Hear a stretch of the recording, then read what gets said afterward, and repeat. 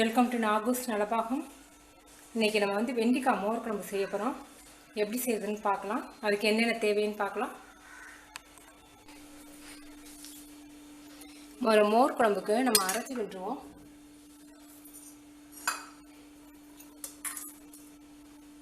வெங்காயம், சின்ன வெங்காயம் ஒரு 4 பீஸ் போட்டுக்கோங்க.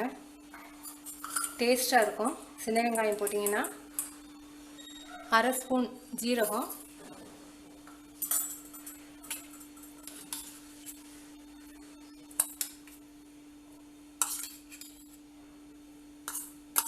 நாலு டேபிள் ஸ்பூன் அளவுக்கு தேங்காய் பூ,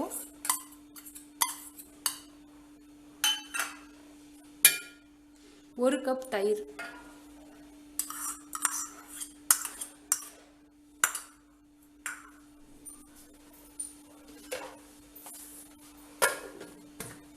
இதை நல்லா அரைச்சிக்கிட்டுருவோம்.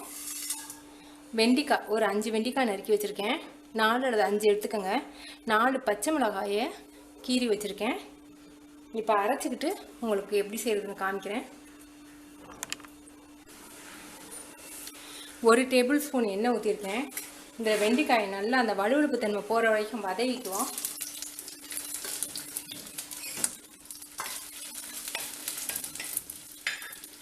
நல்லா வெண்டிக்காய் வதங்கட்டும். இப்போ வெண்டிக்காயை வதக்கிட்டோம். இதில் கொஞ்சம் தண்ணி சேர்த்துக்குவோம்.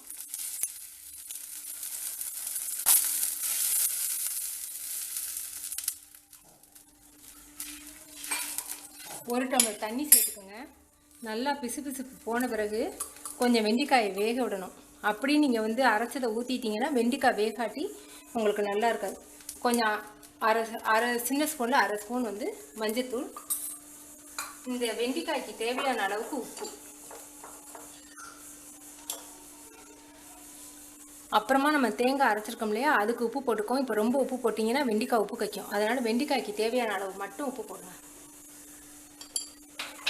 வெண்டிக்காய் கொஞ்சம் வேகட்டும்.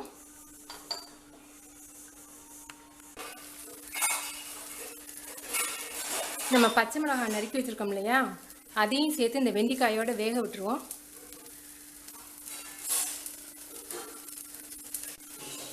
இப்போ வெண்டிக்காய் நல்லா வெந்துருச்சு. நீங்கள் வெண்டிக்காயை வதக்கையில கூட பச்சை மிளகாய் போடுறதுனாலும் போட்டுக்கலாம். எப்போ வேணாலும் போடலாம், தப்பு இல்லை. நம்ம பச்சை மிளகாயை வேக வைக்கிறதுனால ஸ்மெல் வராது, அந்த ஃப்ளேவர் மட்டும் இருக்கும், ரொம்ப காட்டமாகவும் இருக்காது. வெண்டிக்காய் நல்லா வெந்துருச்சு.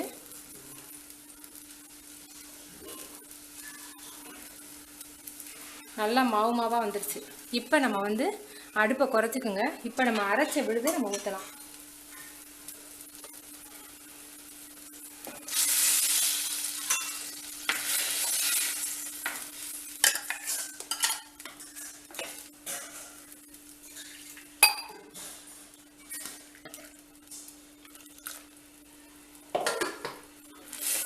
இப்போ குடிச்சு பாருங்கள். அடுப்பு அமர்த்திடலாம். இப்போ லேசாக முறை கட்டின உடனேயே நம்ம அமர்த்திடணும்.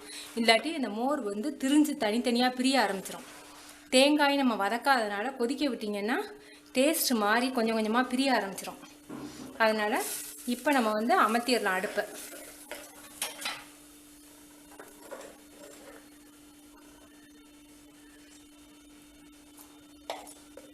உப்பு பத்தலை, கொஞ்சம் உப்பு போட்டுக்கிறேன்.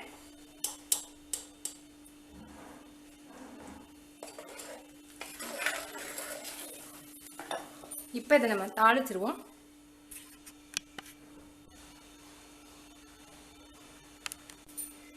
தாளிக்கிறதுக்கு வெந்தயம் 1 டேபிள் ஸ்பூன் அளவுக்கு ஆயில் ஊற்றிருக்கேன். வெந்தயம் கொஞ்சம்,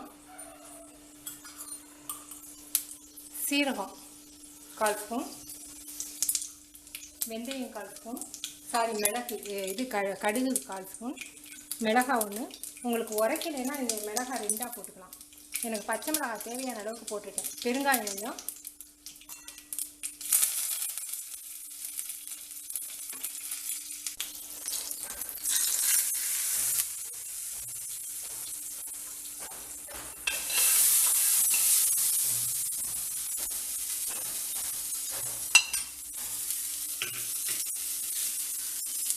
வெண்டிக்காய் மோர் குழம்பு ரெடி.